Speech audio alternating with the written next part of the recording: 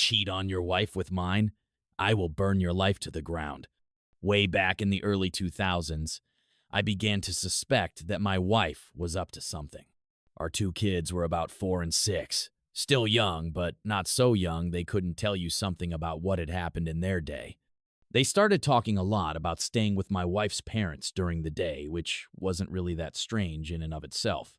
But since they lived about 90 minutes away, doing so 2 or 3 times a week seemed a bit much. That was basically every day she wasn't working at her part-time job. When I asked her about it, she denied it but was never a good liar. So I started tracking the mileage on her car, and sure enough, she was driving an extra 400 or so miles per week. I knew some shit was going on.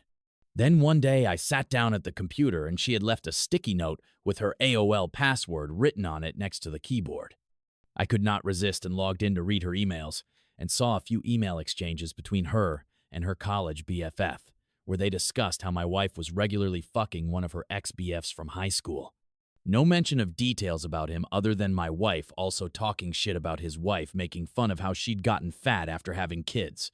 Anyway, I printed out these email exchanges and stashed them.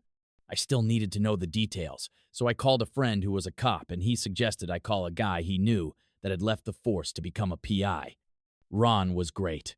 I paid his retainer and gave him the emails and what little I knew about my wife's activities, and he figured out exactly what she was doing.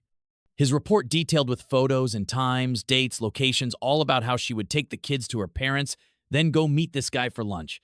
Then they'd go to a dumpy motel for a few hours, after which she'd pick up the kids and return home. At this point, I hired a divorce lawyer. My parents cheated on each other, and the fallout absolutely fucked mine and my siblings' childhood. It was something that was totally unacceptable. I also asked Ron to find out what he could about this guy. Ron absolutely came through. I learned his name, Bob, that he was married and had 3 kids.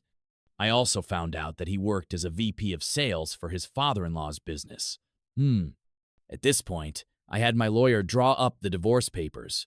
I also asked Ron for a couple more copies of his report, and I one more thing I wanted him to do for me. On the same day, I had my wife served with the divorce papers at her work. I had Ron meet with this guy's wife and show her everything he'd found out. She seemed nice, and I figured that she deserved to know what her dear hubby was up to. What she did with that information was up to her. While the information about my wife's infidelity didn't really matter in my divorce proceedings, Bob's wife did a real number on him. According to the publicly available court documents from the divorce and other related proceedings, she cleaned out their joint account, took the kids, and left.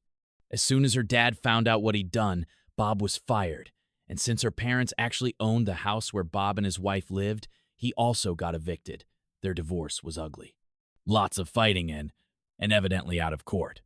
I guess Bob went to the house and started arguing with his wife, and it escalated to the point that her brother stepped in and Bob got his nose broken.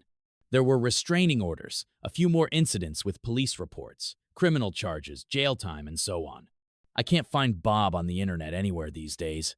Last I heard, he'd left the state, and his ex-wife did okay. She went to work at her dad's company and took over after he retired. As for me, my ex and I got along well enough. I didn't engage with her on anything that wasn't related to the kids, and now that they're both adults, I don't talk to her at all anymore. I don't hate her or anything, but I only care in the context that she is my kids' mom and is important to them, nothing beyond that.